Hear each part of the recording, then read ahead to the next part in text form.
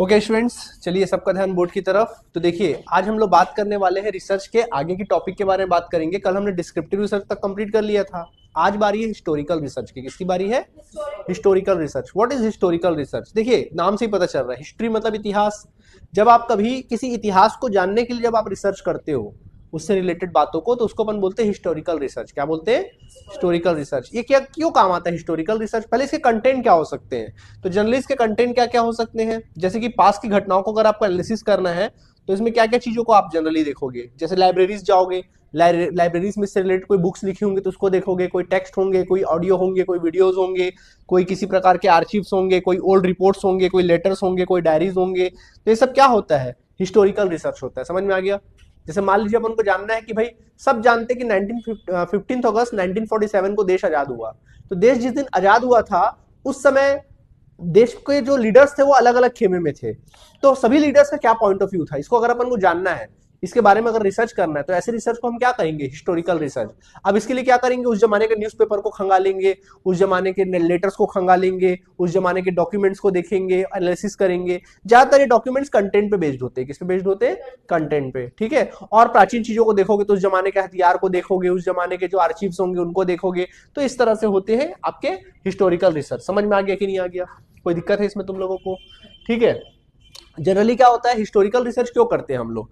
मतलब पास्ट की चीजों को जानकर हम प्रेजेंट की चीजों को और फ्यूचर की चीजों को क्या कर सकते हैं? एनालिसिस कर सकते हैं। पास्ट में जो गलतियां हुई हैं उसको दोबारा दोहराने की जरूरत ना पड़े, इस वजह से। क्लियर हुआ? इसके कैरेक्टरिस्टिक क्या होते हैं? पास्ट इवेंट पे फोकस होता है। किस पे फोकस होता है? पास्ट इवेंट पे फोकस होता है। दूसरा, प्राइमरी एंड सेकेंडरी सोर्स का यूज होता है। प्राइमरी सोर्स मतलब क्या होता है? डायरेक्ट सोर्स से आपको जब डाटा मिलता है तो प्राइमरी सोर्स होते हैं। और सेकेंडरी सोर्स मतलब होता है जनरली किसी, समझते हो primary source secondary source? Primary source का मतलब होता है जब डाटा आप डायरेक्टली सोर्स के पास जाके कलेक्ट करते हो, उसको बोलते हैं प्राइमरी सोर्स। और एक होता है सेकेंडरी सोर्स, जब डाटा आप किसी दूसरे के माध्यम से बनता है। जैसे न्यूज़पेपर से आपको डाटा मिल गया, किसी के लेटर से डाटा मिल गया, उसको क्या बोलेंगे? Secondary source. समझ में आ गया? ठीक है। ऑथेंटिक और रिलायबल डॉक्यूमेंट की रिक्वायरमेंट होती है। क्रिटिकल इवैल्यूएशन किया जाता है। हाइपोथेसिस हो सकती है लेकिन जरूरी नहीं होती इसमें। और जनरली जैसे कि बताया, इसमें old reports, letters, diaries, government records, newspaper, ये सब चीजों का अपन क्या करते हैं? एनालिसिस करते हैं। क्लियर हुआ? ठीक है। तो देखो, source of historical research. Historical research के सोर्स क्या है? तो पहला सोर्स है आपका प्राइमरी सोर्स। क्या है? जैसे कि ओरिजिनल डॉक्यूमेंट, जो ओरिजिनल डॉक्यूमेंट होंगे वो प्राइमरी सोर्स होंगे, एकदम ओरिजिनल डॉक्यूमेंट। ठीक है। And then diaries, manuscript, letters, speeches, जो बिल्कुल साफ साफ एज इट इज लिखा रहा होगा, इसको बोलेंगे प्राइमरी स्पीच। सेकेंडरी स्पीच जैसे टेक्स्ट बुक्स, जो बुक्स में लिखे होंगे, जर्नल्स होंगे, रिसर्च पेपर्स होंगे, रिव्यूज होंगे लोगों के, वो चीज। आर्टिक्राफ्ट जैसे कोई टूल्स हो गया, कॉइन्स हो गया, मॉन्यूमेंट्स हो गया, पेंटिंग्स हो गया, इंस्क्रिप्शन हो गया, इसके थ्रू आप क्या कर सकते हो? हिस्टोरिकल रिसर्च को जान सकते हो। क्लियर हुआ? ओके। ये सब चीजें होती है। ठीक है। तो यूज ऑफ हिस्टोरिकल रिसर्च। तो हिस्टोरिकल रिसर्च का यूज क्यों करते हैं हम लोग? तो हिस्टोरिकल रिसर्च का यूज करते हैं एजुकेशन सिस्टम को डेवलप करने के लिए। ठीक है। एजुकेशन सिस्टम को और ज्यादा क्या करने के लिए? डेवलप करने के लिए, कि पास्ट में जो एजुकेशन सिस्टम था वो कैसा था और उससे क्या इंपैक्ट पड़ा स्टूडेंट्स के ऊपर, स्टूडेंट की क्रिटिकल थिंकिंग डेवलप हुई कि नहीं हुई, ये सारी बातों के। ऐसा तो नहीं था रूट लर्निंग चलता था, तो उसको आप और ज्यादा क्या कर सकते हो? डेवलप कर सकते हो पास्ट चीजों का एनालिसिस करके। सोशल, पॉलिटिकल और कल्चरल ट्रांसफॉर्मेशन को समझने के लिए क्या होता है? हिस्टोरिकल रिसर्च क्या होता है? जरूरी होता है। ठीक है। प्रेजेंट प्रॉब्लम को सॉल्यूशन को ढूंढने के लिए भी हिस्टोरिकल रिसर्च होता है। कई बार पॉलिसीज बनाने के लिए, रूल्स रेगुलेशन पॉलिसी बनाने के लिए भी हिस्टोरिकल रिसर्च का इस्तेमाल किया जाता है। जैसे आज के डेट में जो डबल एंट्री सिस्टम है अकाउंटेंसी का, उसके लिए इटली के वेनिस सिटी, इटली के वेनिस सिटी में उसको डेवलप किया गया था। ठीक है। उसने भी ये नहीं बोला, जो लुकास पेसियोली था जिसने डबल अकाउंटिंग सिस्टम दिया है, डबल एंट्री सिस्टम, तो वो कहता है कि मैंने नहीं बताया, बोलता है जो पुराने समय में, जो पुराने 2000 साल 3000 साल पुराने जो डॉक्यूमेंट्स थे, जो भी कुछ इतिहास में रहे होंगे, उस सिस्टम को मैंने क्या किया? फॉलो किया है। ओके। ये सब चीजें होती है। ठीक है। हाँ, उसने बताया है इस चीज को। ठीक है। ओके। क्योंकि इंडिया का जो समाज था भाई, अगर हमारे देश की बात की जाए, इंडिया की बात की जाए, तो इंडिया का समाज था तो 5000 10,000 साल पुराना है। भगवान श्री राम के जमाने में बिजनेस होता था, कृष्ण भगवान के जमाने में बिजनेस होता था। तो भाई कॉमन सी बात है, अगर बिजनेस होता था तो उनका एंट्री वेंट्री लिखने का, प्रॉफिट निकालने का एक सिस्टम तो रहा होगा ना। तो उसी सिस्टम के बेसिस पे ही हमारा क्या बना है? Double system. कभी देखो ना, फाइनेंशियल ईयर कब होता है? अप्रैल से कब होता है? मार्च तक होता है। और हमारा जो हिंदू कैलेंडर होता है, जो हमारा, वो जनरली पहला मास क्या होता है? चैत्र मास होता है ना। ये होता है, तो देखो जनरली वो अप्रैल से ही चालू होता है हमारा सेशन। तो यानी कहीं ना कहीं वो उससे रिलेटेड है ना। नहीं तो क्या रीजन है भैया अप्रैल टू मार्च लेने का? क्योंकि हमारा नया साल तो अप्रैल से चालू होता है, सही बात है कि नहीं? तो कहीं ना कहीं उसको फॉलो किया गया है हमारी सभ्यता से ही। आई बात समझ में कि नहीं आई? जो सिस्टम बनाया गया उसी को ही थोड़ा कॉपी करके इंप्रूव किया गया, अपडेट किया गया है, ठीक है। तो difference between historical and descriptive research, दोनों में डिफरेंस क्या है? हिस्टोरिकल पास्ट इवेंट को आप एनालिसिस करते हैं, हिस्टोरिकल में प्रेजेंट एविडेंस को एनालिसिस करते हो, ठीक है। डाटा सोर्स, डॉक्यूमेंट, आर्चिव्स होते हैं, आर्टिक्राफ्ट्स होते हैं, इसमें सर्वे और इंटरव्यू लेते हो आप लोग डिस्क्रिप्टिव रिसर्च में, क्लियर। पास्ट से सीखते हो और इसमें फैक्ट और करंट स्टेटस को एक्सप्लेन करते हो, ठीक है। कोई दिक्कत है इसमें तुम लोगों को? नहीं है, ठीक है, चलिए ओके। कोई परेशानी है तो बोलो जल्दी से। अब बारी आती है क्वांटिटेटिव रिसर्च। किसकी बारी आती है? कल हम लोग पढ़े थे क्वांटिटेटिव रिसर्च के बारे में। बताओ क्या होता है क्वांटिटेटिव रिसर्च? हाँ, किसी भी चीज को मेजर करना? जी नहीं, ऐसा रिसर्च जिसमें न्यूमेरिकल, जिसके डाटा न्यूमेरिकल फॉर्म में होते हैं, ऑब्जेक्टिविटी होती है ना, और ये पॉजिटिविज्म को फॉलो करता है। किसको फॉलो करता है? पॉजिटिविज्म, पोस्ट पॉजिटिविज्म को नहीं, पॉजिटिविज्म को फॉलो करता है, ऑब्जेक्टिविटी को फॉलो करता है। देखो, तो क्वांटिटेटिव रिसर्च एक सिस्टमैटिक इन्वेस्टिगेशन होती है जो न्यूमेरिकल डाटा पे बेस्ड होती है। किस पे बेस्ड होती है? न्यूमेरिकल। जैसे नंबर्स से स्टैटिस्टिक्स निकालना, ग्राफ बनाना, परसेंटेज, कोरिलेशन निकालना, टेस्टिंग करना, हाइपोथेसिस टेस्टिंग करना, ये सब क्वांटिटेटिव रिसर्च के पार्ट होते हैं। किसके पार्ट होते हैं? जैसे आप लोग स्टैटिस्टिक्स पढ़ते हो ना, जो लोग आप लोग, उसके सारे नंबर्स के फॉर्म में नहीं होते थे डाटा आपके पास, और उसका आंसर निकालते थे आप लोग, regression, correlation, mean, median, mode निकालते थे। सब कौन से रिसर्च का पार्ट है? क्वांटिटेटिव रिसर्च का पार्ट है। समझ में आ गया? जो डाटा नंबर्स पे बेस्ड होते हैं। किस पे बेस्ड होते हैं? तो डाटा न्यूमेरिक फॉर्म में होते हैं, पक्की बात है। दूसरा ऑब्जेक्टिव अप्रोच होता है। कैसा अप्रोच होता है? ऑब्जेक्टिव। कोई पर्सनल बायस नहीं, कोई पर्सनल ओपिनियन नहीं, कोई ह्यूमन बिहेवियर नहीं, ठीक है। डाटा बोलते हैं, कौन बोलता है? और डाटा अगर बोलेंगे तो कंट्रोल्ड है, उसमें ह्यूमन बिहेवियर इन्वॉल्व नहीं हो रहा है। डाटा पे एक्सपेरिमेंट्स होते हैं। किसमें एक्सपेरिमेंट होते हैं? न्यूमेरिकल डाटा पे एक्सपेरिमेंट्स होते हैं। Large sample size, sample size जो होना चाहिए क्या होना चाहिए? लार्ज। सैंपल साइज जितना स्मॉल होगा उतना एरर के चांसेस क्या हो जाएंगे? बढ़ जाएंगे। सैंपल साइज जितना लार्ज होगा उतना एरर के चांसेस क्या होंगे? कम होंगे। समझते हो सैंपल साइज? देखो भाई, डाटा जैसे मान लो आपके पास 1000 स्टूडेंट्स हैं। अब 1000 स्टूडेंट्स का आपको बोलूंगा कि उनका एवरेज मार्क्स निकालो, तो अब 1000 के लिए तो पॉसिबल नहीं है आपके लिए, तो आप क्या निकालोगे? उनका सैंपल निकालोगे। 1000 में 100 को चुन लोगे, आप 100 का एवरेज निकाल लोगे, तो 100 का एवरेज मान लो 80 नंबर आया, तो आप बोलोगे पूरा 1000 का कितना आया है? 80 आया है। इसको अप्लाई कर दोगे। क्या आपको लगता है कि आपका रिजल्ट एक्यूरेट हो सकता है? नहीं। क्यों? क्योंकि सर कहाँ 1000 कहाँ 100, सैंपल बहुत छोटा है। सैंपल और बड़ा होता तो ज्यादा बेटर होता है ना। तो सैंपल साइज जितना लार्ज होगा उतना अच्छा होगा। क्लियर हुआ? ठीक है। लार्ज सैंपल साइज, रिजल्ट को स्टैटिस्टिक्स टूल्स पे एनालिसिस किया जाता है। रिसर्च रेप्लिकेबल होती है, दोबारा सेम रिजल्ट आते हैं, मतलब रेप्लिकेबल होती है। जितने बार आप रिसर्च करोगे रिजल्ट आपको सेम ही मिलने वाला है ना। रिजल्ट आपको क्या मिलने वाला है? सेम मिलने वाला है। डिडक्टिव अप्रोच होता है। कैसा अप्रोच होता है? मतलब एक बनी बुनाई थ्योरी होती है, उस थ्योरी से आप क्या पहुंचते हो? एक कंक्लूजन में पहुंचते हो। एक फॉर्मूला होता है ना, रिग्रेशन का, कोरिलेशन का एक फॉर्मूला होता है, उस फॉर्मूले से आप कहां पहुंचते हो? फाइनल आंसर तक पहुंचते हो। आई बात समझ में कि नहीं आई? ठीक है, ओके ओके। तो स्टेप्स क्या होता है क्वांटिटेटिव रिसर्च का? पहला प्रॉब्लम आइडेंटिफाई करते हो, फिर हाइपोथेसिस सेट करते हो। क्या सेट करते हो? फिर डाटा कलेक्ट करते हो, फिर डाटा का एनालिसिस करते हो। कैसे माध्यम से? परसेंटेज, एवरेज, कोरिलेशन वगैरह निकाल कर, ठीक है। ये सब स्टैटिस्टिक्स में पढ़े हुए। फिर डाटा को इंटरप्रिटेशन करते हैं, देन फाइनल कंक्लूजन निकालते हो। समझ में आ गया कि नहीं आ गया? ठीक है। नंबर्स का खेल होता है। किसका खेल होता है? नंबर्स का। क्लियर हुआ कि नहीं हुआ? हुआ कि नहीं हुआ? हो गया। तो देखो, types of quantitative data. Quantitative का टाइप्स क्या होता है? जैसे डिस्क्रिप्टिव, कोई चीज को डिस्क्राइब करना, जैसे कोई नंबर्स फैक्ट है उसको डिस्क्राइब करना है आपको, तो क्वांटिटेटिव डाटा का आप एनालिसिस इस्तेमाल कर सकते हो। जैसे मैं बोलूंगा आपके स्कूल का रिजल्ट क्या आया, तो उसको डिस्क्राइब करना है ना, आप डिस्क्राइब कर रहे हो, तो भी क्वांटिटेटिव रिसर्च का पार्ट होगा। फैक्ट्स और प्रेजेंट कंडीशन को डिस्क्राइब करना, जो नंबर्स के फॉर्म में होते हैं। कोरिलेशन, कोरिलेशन मतलब क्या होता है? दो वेरिएबल्स, जैसे प्राइस और डिमांड। जैसे प्राइस को बढ़ा रहे हो, डिमांड क्या हो रहा है? घट रहा है। प्राइस को घटा रहे हो, डिमांड क्या हो रहा है? बढ़ रहा है। तो एक रिलेशन हो रहा है कि नहीं हो रहा है? तो ऐसे कोरिलेशन देखने में भी हम लोग क्या करते हैं? क्वांटिटेटिव डाटा का इस्तेमाल करते हैं। Causal and comparative, cause and effect relationship. कैसा रिलेशनशिप? कॉज एंड, कारण और परिणाम देखना। समझ में आ गया? एक वेरिएबल में चेंज करने से दूसरे वेरिएबल में क्या इफेक्ट पड़ रहा है। ये भी एक्सपेरिमेंटल रिसर्च क्वांटिटेटिव रिसर्च का ही पार्ट होता है। ठीक है, ओके। एक्सपेरिमेंटल देखो बोल दिया मैंने, एक्सपेरिमेंट करना, क्या करना? एक वेरिएबल को कंट्रोल करके दूसरे वेरिएबल में क्या देखना, उसका प्रभाव देखना। समझ में आ गया कि नहीं आ गया?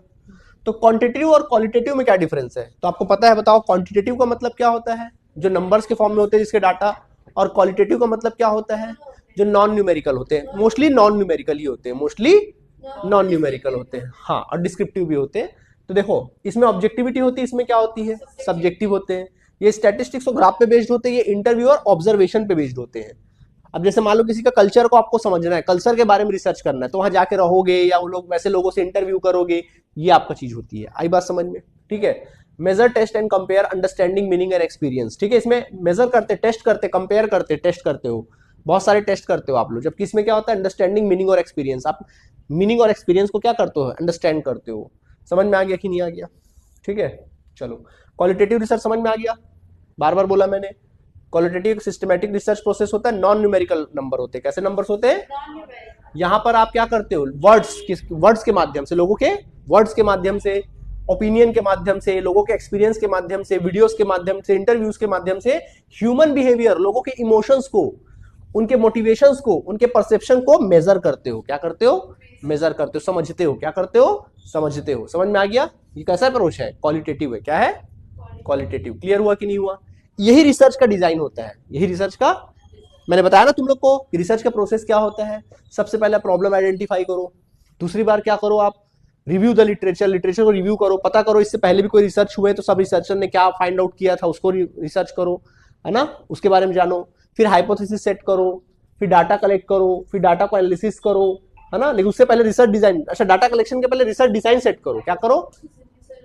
चौथा पार्ट क्या था, चौथा स्टेप क्या था? Research design. रिसर्च डिजाइन मतलब रिसर्च मेथड, क्या अप्रोच लेके चलेंगे आप, क्वालिटेटिव या क्वांटिटेटिव या फिर मिक्स्ड, ये रिसर्च डिजाइन होता है। क्या होता है? ये रिसर्च डिजाइन होता है। ठीक है, तो इसमें नॉन न्यूमेरिकल डाटा होते हैं, ये मीनिंग और अंडरस्टैंडिंग पे बेस्ड होते हैं। किस पे बेस्ड होते हैं? मतलब चीजों को समझने में, मीनिंग समझना, अंडरस्टैंडिंग समझना।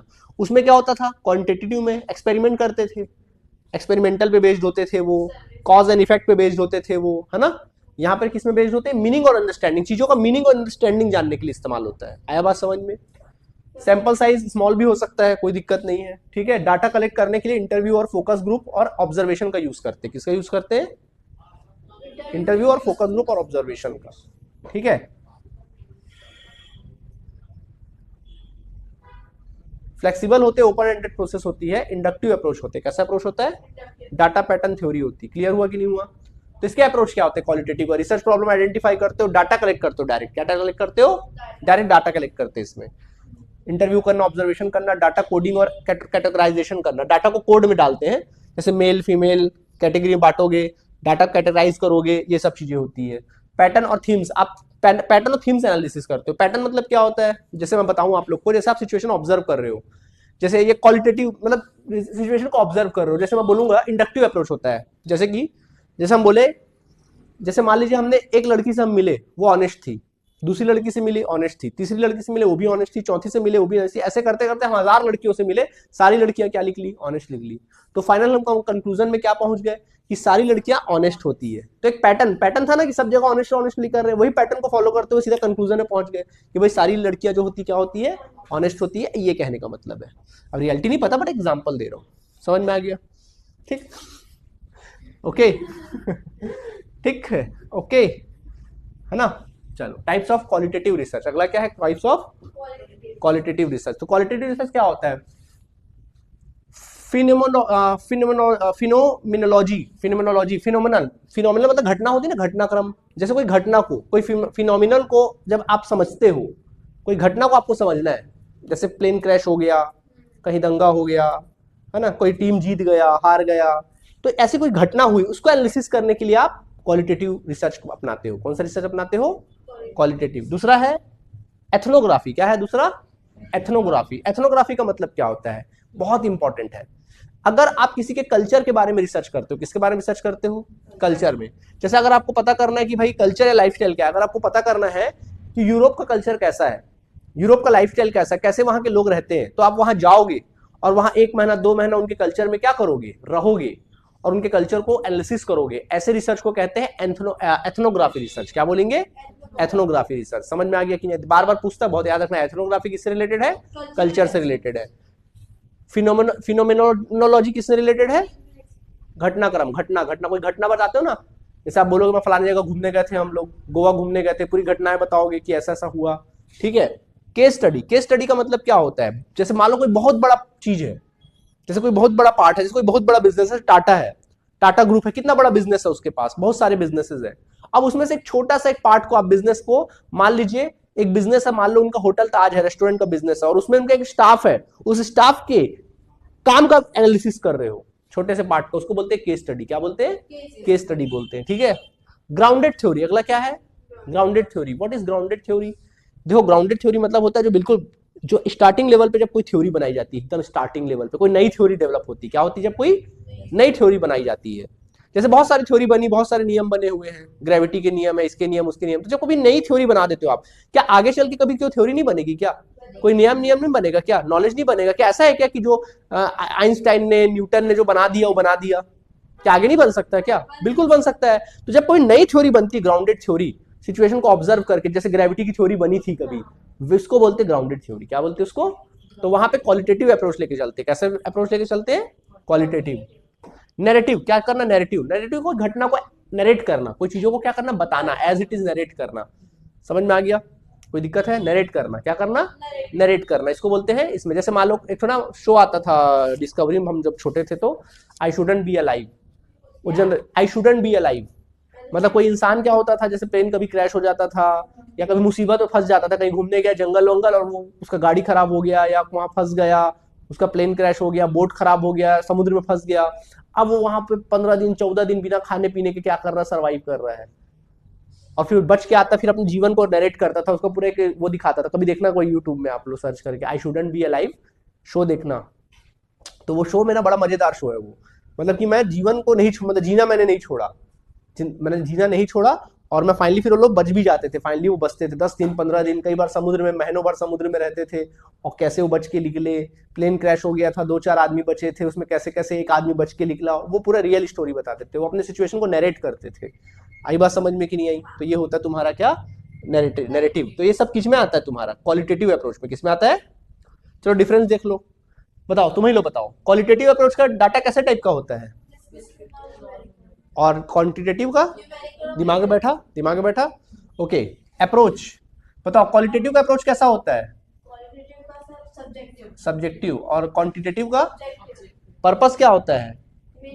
मीनिंग और अंडरस्टैंडिंग समझना क्वालिटेटिव का अप्रोच होता है, कि मीनिंग समझना, ये है क्या चीज, समझना उस चीज को, उस घटना को समझना, मीनिंग और अंडरस्टैंडिंग। और इसका क्या होता है? मेजरमेंट और ऑब्जेक्टिविटी टेस्टिंग करना। सैंपल साइज स्मॉल होता है इसमें, जनरली लार्ज होता है। टूल्स इसमें इंटरव्यू और ऑब्जर्वेशन होते हैं क्वालिटेटिव में, जबकि क्वांटिटेटिव में सर्वे और क्वेश्चनरीज होते हैं। आई बात समझ में? कोई दिक्कत है? पक्की बात है? चलो, कोई परेशानी है बच्चों तो बोलो। ओके, चलिए अब नेक्स्ट टॉपिक आता है। क्या आता है? That is your x post facto research. What is x post facto research? X post मतलब होता है कोई घटना घट गया, अब उसके बारे में आप रिसर्च कर रहे हो। जैसे एक प्लेन उड़ा और प्लेन उड़ते ही क्रैश हो गया क्रैश। अब क्यों हुआ, काहे हुआ, क्रैश क्यों हुआ, किसकी गलती थी? पायलट की गलती थी, स्टाफ की गलती थी, टेक्निकल प्रॉब्लम थे, है ना, टेक्निकल टीम की गलती थी, किसकी गलती थी? तो ये चीज को जब रिसर्च करते हैं, इसको बोलते हैं एक्स पोस्ट फैक्टो रिसर्च। क्या बोलते हैं इसको? X post facto research. Clear हुआ कि नहीं हुआ? तो एक्स पोस्ट फैक्टो रिसर्च का मतलब क्या है? After the fact. क्या होता है इसका मतलब?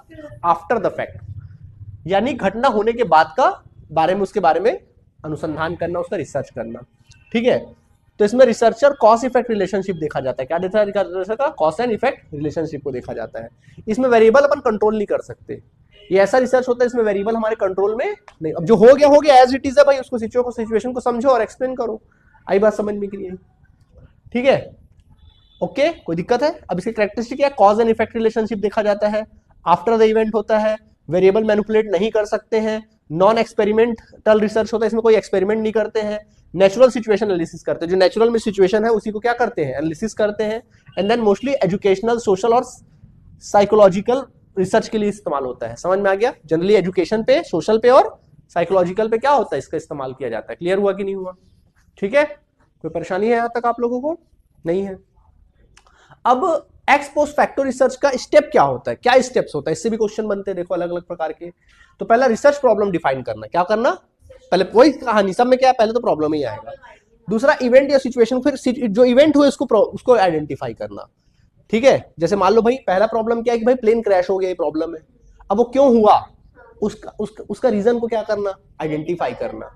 पास्ट रिकॉर्ड और डाटा कलेक्ट करना, कि पास्ट जो रिकॉर्ड थे डाटा उसको कलेक्ट करना। देन वेरिएबल्स के बीच रिलेशन एनालिसिस करना, एंड देन फाइंडिंग्स और कंक्लूजन रिपोर्ट को क्या करना, ऑब्जर्व करना। क्लियर हुआ कि नहीं हुआ? ठीक है, ऐसा होता है। ठीक है, कोई दिक्कत है तो बोलो, नहीं है? ठीक है, तो बस वही डिफरेंस बता रहा है एक्सपोस्ट और एक्सपेरिमेंटल में। तो एक्सपोस्ट में वेरिएबल को कंट्रोल नहीं कर सकते, जबकि उसमें एक्सपेरिमेंटल में तो नाम से पता चल रहा है करना ही पड़ेगा। टाइमिंग इवेंट के बाद होती है, इवेंट से पहले होती है। ठीक है, अप्रोच इसमें ऑब्जर्वेशनल होता है, सिचुएशन को ऑब्जर्व करते हो, इसमें मैनिपुलेशन होता है, मैनिपुलेट करते हो। क्लियर हुआ? ठीक है, चलो यहां तक समझ में आ गया कि नहीं आ गया? अब सबसे इंपॉर्टेंट और हर साल क्वेश्चन बनने वाली चीज आ रही है, क्या आ रही है? Step of research. और इतने बार मैंने अभी जिक्र किया स्टेप्स ऑफ रिसर्च का, तो आप लोग के लिए तो बिल्कुल आसान बात है, आप फट से बता दोगे। सही बात है कि नहीं है? एकदम फटाफट बता दोगे। तो बात करें इससे, करें बात। तो देखो पहला स्टेप्स ऑफ रिसर्च, तो सबसे पहला जैसे कि आपको सबको पता, चलो तुम ही लो बताओ, इतने बार तो पढ़े हो, बताओ सबसे पहला स्टेप क्या है हर रिसर्च का? प्रॉब्लम आइडेंटिफाई करना। क्या क्या करना? प्रॉब्लम आइडेंटिफाई करना। क्या करना? प्रॉब्लम आइडेंटिफाई करना। ठीक है, चलो जैसे मैं एग्जांपल देके समझाता हूं तुम लोगों को। ठीक है, क्या देके समझाऊंगा? एग्जांपल देके समझाऊंगा। जैसे मान लो सपोज आप इकोनॉमिक्स के बारे में पढ़ रहे हो और आप देख रहे हो कि यार लोग इकोनॉमिक्स की बातों को ठीक से समझ नहीं पा रहे हैं, लोग पैसा कमा रहे हैं लेकिन पैसा कमाने में गलत आचरण का क्या कर ले रहे हैं, इस्तेमाल कर ले रहे हैं, यूज कर ले रहे हैं, आपको बड़ा खराब लग रहा है। क्या लग रहा है? बड़ा। तो अब आप क्या करोगे? ये आपके सामने प्रॉब्लम आया कि लोग इकोनॉमिक्स की डेफिनेशन को सही तरीके से समझ नहीं पा रहे हैं। समझ में आ गया कि नहीं आ गया? पहला प्रॉब्लम आया कि लोगों को इकोनॉमिक्स के बारे में पहले अच्छे से क्या करना पड़ेगा, समझाना पड़ेगा। इकोनॉमिक्स का मतलब क्या होता है? अर्थशास्त्र। अर्थ मतलब पैसा, शास्त्र मतलब क्या होता है? ज्ञान। तो पैसे का ज्ञान लोगों को ठीक से नहीं है, करके समस्याएं आ रही कि लोग पैसा कमाने के चक्कर में कई बार गलत आचरण कर ले रहे हैं और गलत तरीके से पैसा कमा रहे हैं, जिससे दूसरे को क्या हो रहा है? हार्म हो रहा है, डायरेक्टली और इनडायरेक्टली। ये आपके सामने प्रॉब्लम आई, ये आपके सामने क्या आई? प्रॉब्लम आई। तो पहले मैंने प्रॉब्लम को क्या किया? आइडेंटिफाई किया। अब दूसरा होता है, प्रॉब्लम आपके सामने आ गया, भाई ये प्रॉब्लम है, इसके बारे में रिसर्च करना है। अब अगला होगा रिव्यू ऑफ लिटरेचर। क्या लिटरेचर? अब आप ये देखोगे कि इकोनॉमिक्स के बारे में इससे पहले जो राइटर्स थे, जो प्रोफेसर्स थे, उन्होंने क्या क्या डेफिनेशन दिया, उसको पहले पढ़ोगे कि ऑलरेडी इसके बारे में क्या क्या डेफिनेशन दिए गए हैं, उसको पढ़ोगे और उसमें से कमियां निकालोगे, क्रिटिसाइज करोगे उसको, और जहां उन्होंने काम खत्म किया था उससे भी उसको क्या करोगे? और अपडेट करोगे। उसको अपडेट करने की आपकी बारी है। तो रिव्यू द लिटरेचर, आप लिटरेचर को पढ़ोगे, ज्ञान एकत्रित करोगे। अब आपको लगेगा यार इसमें कुछ कमी है, मुझे इसको क्या करना है? और ज्यादा एनहेंस करना है। तो लिटरेचर रिव्यू करने के बाद आप क्या करोगे? एक हाइपोथेसिस सेट करोगे। क्या करोगे? हाइपोथेसिस, कि जो आप सोच रहे हो रियल में वैसा है या नहीं है। जो आप देखो, जो आपने क्रिटिसाइज किया, मान लो कोई ऑलरेडी पहले से डेफिनेशन था, अब उस डेफिनेशन से आपने कुछ कमियां निकाली, अब वो कमी सच में है या नहीं है, एक हाइपोथेसिस बनाओगे। क्या बनाओगे? या है या नहीं है। अब इसके लिए तुम क्या करोगे? रिसर्च डिजाइन सेट करोगे। रिसर्च डिजाइन मतलब आपकी अप्रोच क्या होगी? क्या आप क्वांटिटेटिव अप्रोच लेके चलोगे या क्वालिटेटिव अप्रोच लेके चलोगे? क्वांटिटेटिव अप्रोच लेके चलोगे या क्वालिटेटिव अप्रोच लेके चलोगे, या फिर मिक्स्ड अप्रोच लेके चलोगे? हाँ, तो यहाँ पे मेरे हिसाब से मिक्स्ड अप्रोच लेके चलना पड़ेगा। कई क्योंकि इकोनॉमिक्स की बात आ रही तो कई जगह नंबर्स भी आएंगे, कई जगह लोगों के भावनाएं भी आएंगी, ह्यूमन बिहेवियर, तो क्योंकि इकोनॉमिक्स में ह्यूमन बिहेवियर भी है ना, पैसा तो इंसान कमाता है, तो वहां पे ह्यूमन बिहेवियर भी आएगा। तो क्वालिटेटिव अप्रोच भी लेके चलना पड़ेगा ना, मिक्स्ड अप्रोच अपन को लेके चलना, दोनों लेके चलना पड़ेगा। ये हमारा रिसर्च डिजाइन है। समझ में आ गया? मतलब रिसर्च डिजाइन में आप क्या देखोगे? कौन से मेथड का इस्तेमाल करोगे? Qualitative, quantitative, experimental research? कैसा रिसर्च होगा आपका? सैंपल साइज कैसे होंगे? टूल्स कौन सा इस्तेमाल करोगे? क्या क्वेश्चनरी करोगे, इंटरव्यू लोगे, या पास कोई रिकॉर्ड्स निकालोगे, डाटा लोगे? इस बात का आप क्या करोगे? स्टेप लोगे। समझ में आ गया? फिर आप अपने लेवल पे डाटा क्या करोगे? कलेक्ट करोगे। अब डाटा कलेक्ट करने के दो सोर्स होंगे आपके पास, प्राइमरी और दूसरा। प्राइमरी सोर्स का मतलब क्या है? डायरेक्ट सोर्स है। जैसे मैं आपको बोलूंगा कि जाओ अपने स्कूल के, अपने कॉलेज के स्टूडेंट्स लोग का डाटा लेकर आओ, तो आप अपने स्कूल के स्टूडेंट, एक एक स्टूडेंट के पास जा रहे हो और उससे डाटा ले लेके क्या कर रहे हो? मेरे पास आ रहे हो। ये प्राइमरी सोर्स है। मैं बोलूंगा कि ठीक है, अब या दूसरा तरीका क्या आपके पास? आप सीधा जाओगे स्कूल के ऑफिस में जाओगे और वहां पे रजिस्टर, सीधा रजिस्टर से वो क्या करोगे? पूरा डाटा लेके आ जाओगे। ये क्या है? Secondary source. मतलब ऑलरेडी किसी ने डाटा कलेक्ट करके रखा था, आपने बस उठा के क्या कर लिया। ज्यादा सस्ता कौन सा था? सेकेंडरी। प्राइमरी थोड़ा महंगा पड़ेगा, है ना, बहुत सारे लोग लगेंगे, मेहनत करनी पड़ेगी। तो प्राइमरी सोर्स या फिर सेकेंडरी सोर्स से आप डाटा कलेक्ट करेंगे, देखेंगे, एंड देन फाइनली डाटा का एनालिसिस करोगे और इंटरप्रिटेशन करोगे। अब डाटा का एनालिसिस करोगे और फिर अपने ओन वर्ड में आप उसका क्या करोगे? व्याख्या करोगे, इंटरप्रिटेशन करोगे कि आपको क्या लगता है। समझ में आ गया कि नहीं आ गया? तोड़ के चीजों को समझोगे। समझ में आ गया? ठीक है। उसमें स्टैटिस्टिकल टूल का भी इस्तेमाल कर सकते हो, graph, chart, percentage, correlation test लगा सकते हो। फिर उस चीजों को क्या करोगे? रिजल्ट्स को आप अपने हाइपोथेसिस को सपोर्ट करते हुए चीजों को क्या करोगे? बताओगे। ठीक है। एंड फिर कंक्लूजन और फिर रिपोर्ट राइटिंग लिखोगे। फिर कंक्लूजन लिखोगे, जो फाइंडिंग्स आपने निकाली वो लिखोगे, और फिर अपना रिपोर्ट राइटिंग लिखोगे। आई बात समझ में? ठीक है, फाइनली बताओगे इकोनॉमिक्स में कोई नया डेफिनेशन देना है या कुछ अपडेट देना है, फिर वो आप क्या करोगे, अपने नए बुक में क्या कर दोगे, लिख के दे दोगे। ठीक है, ये होता है बच्चों आपका क्या, रिसर्च का स्टेप्स। तो एक बार रिवाइज कर लें। प्रॉब्लम आइडेंटिफाई करना, रिव्यू लिटरेचर, दूसरा hypothesis testing, research design, data collection, data analysis and conclusion. दिमाग में बैठ गया कि नहीं बैठ गया? और रिपोर्ट राइटिंग, लास्ट क्या है, रिपोर्ट राइटिंग। क्लियर हुआ? कोई दिक्कत? जल्दी बोलो, कोई दिक्कत नहीं है। 2 मिनट ब्रेक ले लें? तो 2 मिनट ब्रेक लेते हैं, उसके बाद अपन नेक्स्ट टॉपिक में आ जाते हैं। क्लियर हुआ कि नहीं हुआ? यहाँ तक रिसर्च के बारे में समझ में आ रहा है कि नहीं आ रहा है? चलो 2 मिनट रुक जाते हैं। चलो देखो, अब बारी आती है नेक्स्ट टॉपिक की, that is your thesis writing और आर्टिकल राइटिंग। क्या होता है सर थीसिस? थीसिस का मतलब क्या होता है? देखो, जैसे मान लो आप पीएचडी करते हो। जब आप पीएचडी करते हो तो आप रिसर्च करते हो, और जो रिसर्च होता है उस रिसर्च में जो जो आपने काम किया है, जो जो आपने रिसर्च की फाइंडिंग्स है आपकी, जो जो आपने वर्क किया है, उस सारे रिसर्च को पूरा एक थीसिस बनाते हो। पूरा बुक के फॉर्म में होता है वो, 100 से 300 पेज का होता है वो थीसिस। हाँ, पूरा रिसर्च करते, उसको बोलते हैं थीसिस। क्या बोलते हैं? थीसिस। जैसे आपने इन्वायरमेंट के बारे में स्टडी किया, जैसे इन्वायरमेंट के बारे में आपने क्या किया, एक रिसर्च किया और उससे रिलेटेड आपने थीसिस लिखा, तो उसमें पूरा इन्वायरमेंट क्या होता है, एयर पॉल्यूशन क्या होता है, वाटर पॉल्यूशन क्या होता है, और नॉइस पॉल्यूशन क्या होता है, ठीक है, और भी बहुत सारे चीज है जो ये मतलब इकोसिस्टम क्या है ना, इकोसिस्टम, अर्थ में लाइफ कैसा है, ये सारी चीजों के बारे में, ये सारी चीजों के बारे में आपने क्या किया, पूरा डिटेल में क्या किया, एक थीसिस लिखा पूरा 100 से 300 पन्नों का। इसको बोलते हैं थीसिस लिखना। मतलब आपका जब पीएचडी कंप्लीट होता है, इसी थीसिस के बेसिस पे आपका पीएचडी को क्या माना जाता है, कंप्लीट माना जाता है। जनरली ये ओरिजिनल होना चाहिए, कॉपी पेस्ट नहीं होना चाहिए। समझ में आ गया? किसी और का उठा के, पता चला किसी और ने ऑलरेडी रिसर्च किया, उसका थीसिस उठा के कॉपी पेस्ट, जैसे बच्चे करते हैं ना प्रोजेक्ट को, प्रोजेक्ट बनता है, बच्चे क्या करते हैं, दूसरे का कोई पिछले साल बनाया था उसको कॉपी पेस्ट करके जमा कर देते हैं। वैसा नहीं चलेगा, आपको ईमानदारी से उसमें क्या करना पड़ेगा, मेहनत करना पड़ेगा। इसको बोलते हैं थीसिस। क्या बोलते हैं? थीसिस। समझ में आ गया कि नहीं आ गया? ठीक। अब अगला क्या लिखा पढ़ो, आर्टिकल राइटिंग। आर्टिकल राइटिंग क्या होता है? आर्टिकल राइटिंग ना थीसिस में से ही छोटा पार्ट होता है, उस पार्ट को एक्सप्लेन करते हैं, उसको बोलते हैं आर्टिकल राइटिंग। देखो इसको ऐसे समझो, यूट्यूब वीडियो देखे हो, लोग यूट्यूब वीडियो बनाते हैं। जनरली यूट्यूब के वीडियो कई बार 50 मिनट के होते हैं, कई बार 30 मिनट के होते हैं, कई बार 20 मिनट के होते हैं, कई बार 1 घंटे के भी होते हैं कि नहीं होते हैं? तो यूट्यूब के जो वीडियोस है, पूरा कंप्लीट वीडियो है, समझ जाओ थीसिस है। वो क्या है? और देखना उसी वीडियो में से उसको प्रमोट करने के लिए देखना छोटे छोटे शॉर्ट्स बनाते हैं, उसको बोलते हैं आर्टिकल राइटिंग। क्योंकि आपके थीसिस को कोई पढ़ने तो आएगा नहीं, तो उसको प्रमोट कैसे करोगे? तो एक आर्टिकल राइटिंग लिखोगे। जैसे मान लो अपने में से आपने जो थीसिस लिखा है उसमें से वाटर पॉल्यूशन के बारे में आपने क्या कर लिया, एक पॉइंट निकाल लिया, एक स्पेसिफिक एक टॉपिक निकाल लिया और उसको आर्टिकल में क्या कर दिया, छपवा दिया किसी मैगजीन में, किसी में। तो उसको पढ़ा और पढ़ के फिर आपके थीसिस को पढ़ने क्या होगा आएगा। जैसे वीडियो में होता है शॉर्ट्स में, शॉर्ट्स देख के आप देखना पूरा पूरा वीडियो देखने पहुंच जाते हो आप कई बार, है तो होता है कि नहीं होता है? तो इसी को बोलते हैं थीसिस और आर्टिकल राइटिंग। समझ में आ गया कि नहीं आ गया? तो थीसिस जो होता है लॉन्ग फॉर्म में होता है, 100 से 300 पेज का होता है, जबकि आर्टिकल राइटिंग 10 से 12 पन्ने, 10 से 15-20 पन्ने का होता है। आई बात समझ में कि नहीं आई? ठीक है, 1 से 10 पन्ने मतलब 10 पन्ने का होता है, इसको बोलते हैं थीसिस राइटिंग। क्लियर हुआ थीसिस राइटिंग का मतलब? तो थीसिस राइटिंग का मतलब क्या है? थीसिस एक डिटेल रिसर्च डॉक्यूमेंट होता है जो ओरिजिनल रिसर्च पे बेस्ड होता है। क्लियर हुआ? ये मोस्टली एमफिल, पीएचडी और पोस्ट ग्रेजुएट लेवल पर लिखा जाता है।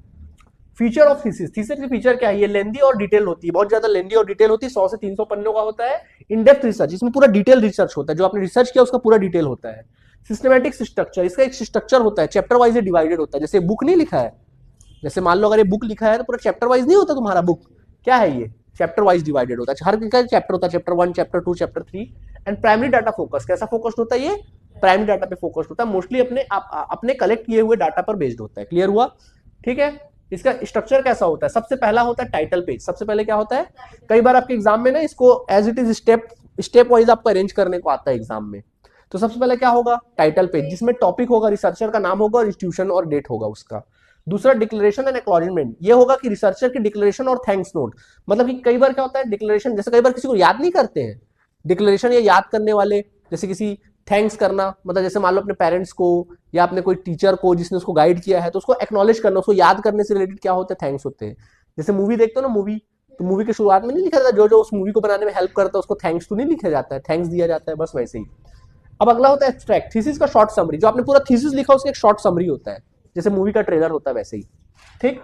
इंट्रोडक्शन, टॉपिक का बैकग्राउंड और ऑब्जेक्टिव्स होते हैं। ठीक है, इंट्रोडक्शन में टॉपिक का बैकग्राउंड क्या है और उसके ऑब्जेक्टिव क्या, क्यों आप रिसर्च कर रहे हो। Review of literature, previous study का समरी होता है, जो पहले आपने कुछ प्रीवियस जो स्टडी किया है उसका भी आप क्या देते हो, समरी देते हो कि पहले ये सब चीजें बातें हो चुकी इसके बारे में।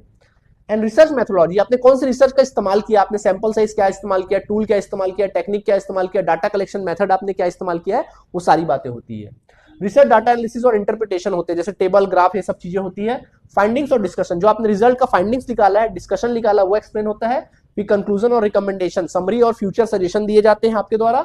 एंड देन रेफरेंस और बिब्लियोग्राफी, रेफरेंस मतलब कि अगर आपने अपने बुक में, कई बार ऐसा होता है कि आपको किसी का कुछ पॉइंट आपको एज इट इज क्या करना पड़ता है, वहां पे दिखाना पड़ता है किसी दूसरे राइटर का। अब जैसे मान लो अपन इकोनॉमिक्स के बारे में रिसर्च कर रहे हैं, तो कई बार हमको एडम स्मिथ या अल्फ्रेड मार्शल की बातों को क्या करना पड़ेगा, वहां लिखना पड़ेगा, तो वो एज इट इज लाना पड़ेगा। तो उस व्यक्ति का रेफरेंस देना पड़ता है कि भाई ये मैंने लाइन जो है वहां से लाया है, नहीं तो फिर चोरी कहलाएगा, प्लेजरिज्म कहलाएगा, है ना। तो आपको रेफरेंस देना है कि भाई मैंने, अगर आप किसी को कॉपी पेस्ट करते हो तो फिर वहां आपको वो देना है, रेफरेंस देना है कि ये कुछ चीज को समझाने के लिए हमको क्या करना पड़ता है, किसी का रेफरेंस देना पड़ता है, तो रेफरेंस देते हैं। आई बात समझ में कि नहीं आई, जिसको अपन बोलते हैं बिब्लियोग्राफी, उसी को अपन बोलते हैं बिब्लियोग्राफी। क्लियर हुआ? ठीक, ओके, कोई दिक्कत है आप लोगों को? नहीं है, ठीक है। अगला होता है आर्टिकल, तो बताया ना छोटा समरी होता है, जनरली 3 से 10 पेज का होता है, ठीक है। फोकस टॉपिक मतलब आपके थीसिस में से एक क्या होता है, फोकस टॉपिक निकालते हैं अपन लोग, ठीक है। सिंपल लैंग्वेज में होता है, सेकेंडरी और प्राइमरी डाटा दोनों भी यूज कर सकते हैं। और ऑब्जेक्टिव क्या होता है, लोगों में अवेयरनेस क्रिएट करना, क्या करना, लोगों में अवेयरनेस। जनरली किसमें लिखा जाता है, एक शॉर्ट रिसर्च पेपर होता है जो स्पेसिफिक फाइंडिंग्स को समराइज करता है।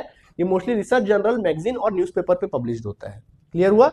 ताकि ये सब देख के लोग आपके पास क्या हो जाए, आपका पूरा थीसिस पढ़ने, क्योंकि जनरली थीसिस पढ़ने वालों की संख्या क्या है, कम है। आर्टिकल पढ़ने वालों की संख्या क्या है, ज्यादा है। जैसे शॉर्ट्स देखने वालों की संख्या ज्यादा है, फुल वीडियो देखने वालों की संख्या आज की डेट पे क्या है, कम है। इस वजह, क्योंकि समय अब नहीं है ना लोगों के पास। ठीक, अभी हम लोग कहाँ देखते हैं यूट्यूब पे पूरे फुल वीडियो कहाँ देखते हैं, नहीं देखते। पहले देखते थे, अब नहीं देखते, अब सीधा शॉर्ट्स देखते हैं, है ना। हाँ, टाइटल अट्रैक्टिव रिलेवेंट होता है, एब्स्ट्रैक्ट समरी होती है, इंट्रोडक्शन होता है, मेन बॉडी होता है, कंक्लूजन होता है और रेफरेंस होता है। ठीक है, सोर्स लिस्ट, कहाँ से लिस्ट आया, सोर्स होता है, उसके बारे में होता है। समझ में आ गया कि नहीं आ गया? ठीक है, दोनों के बीच में वो दिया हुआ है आप लोगों को, डिफरेंस दिया हुआ है। टाइम देखिए, इसमें टाइम लगता है 6 से 3 साल लग जाते हैं आपको बनाने में थीसिस को, जबकि इसको बनाने में कुछ दिन लगता है ना। चलो, अब देखो अगला क्या लिखा है, एपीए स्टाइल और American psychological association. APA style, what is APA style, क्या है सर एपीए स्टाइल? देखिए मैंने बताया ना, आप अगर रिसर्च करोगे, थीसिस लिखोगे, तो कई जगह आपको किसी दूसरे राइटर का रेफरेंस देना पड़ता है कि नहीं देना पड़ता है। तो जब रेफरेंस दोगे तो उस रेफरेंस को लिखोगे कैसे, उस रेफरेंस को लिखोगे कैसे, लिखने का एक पैटर्न होता है, एक रूल होता है, उस रूल को फॉलो करते हैं। तो वही रूल है, पहला होता है एपीए स्टाइल। एपीए मतलब American psychological association, American psychological association, यानी कि यूज मोस्टली सोशल साइंस में यूज होता है। जैसे साइकोलॉजी, जैसे आप साइकोलॉजी है, एजुकेशन या कॉमर्स में है, आप उससे रिलेटेड कोई रिसर्च करो तो आपको एपीए फॉलो करना पड़ता है। क्या फॉलो करना पड़ता है? कई बार क्वेश्चन इससे ही बन जाता है कि कौन लोग यूजुअली एपीए फॉलो करते हैं। एमएलए और एपीए 2 प्रकार का होता है, तो एपीए कौन फॉलो करता है, साइकोलॉजी वाले, एजुकेशन वाले और कॉमर्स वाले। ठीक है, अब देखो इसमें क्या होता है, सबसे पहले एपीए में कैसा पैटर्न होता है लिखने का। पहले ऑथर का सरनेम होगा, जो ऑथर होगा जिसका आपने रेफरेंस लिया है उसका सरनेम होगा। जैसे शर्मा आर, जैसे रमेश शर्मा है तो पहले सरनेम होगा, फिर उसका नाम होगा आर शर्मा। फिर क्या रहेगा, इनिशियल ईयर, टाइटल का ईयर रहेगा, क्या रहेगा, ये टाइटल का ईयर रहेगा, इनिशियल ईयर किस साल का है वो। फिर क्या रहेगा दूसरा आपका, टाइटल ऑफ आर्टिकल, आर्टिकल का टाइटल रहेगा, जहां से आपने आर्टिकल उठाया उसका टाइटल क्या था, जैसे impact of e learning on student performance. ठीक है, फिर टाइटल ऑफ द जर्नल का वॉल्यूम रहेगा, किस वॉल्यूम से आपने उसको लिया है। ठीक है, जर्नल ऑफ एजुकेशनल रिसर्च 15/2 उसकी वॉल्यूम रहेगी।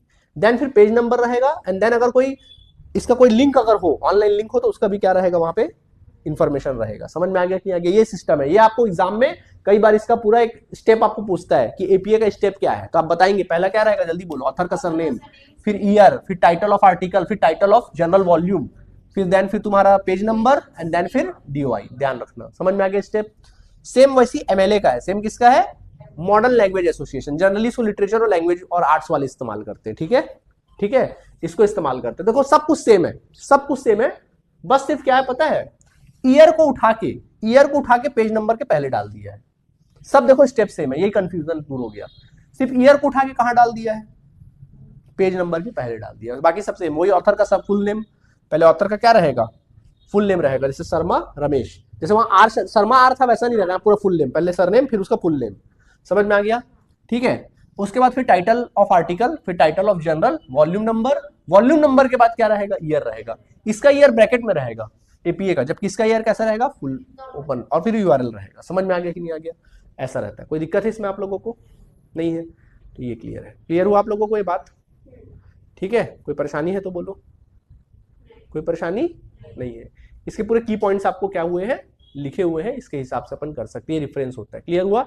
देख लो भाई, पहला क्या है, ऑथर का सरनेम, इनिशियल ईयर ब्रैकेट में, title of the article, title of the journal volume, page number, और फिर डीओआई। क्या होगा? डीओआई हो जाएगा। ठीक है, ऐसा यूआरएल वगैरह होगा, उससे रिलेटेड कोई लिंक। इधर पे ऑथर का फुल नेम रहेगा, title of article, title of journal, volume number, और उसके जस्ट बाद ईयर, देन फिर page number and then URL. Clear हुआ? यही अंतर है बस, सिर्फ याद रखना, इसको अच्छे से याद रख लेना। क्लियर हुआ कि नहीं हुआ?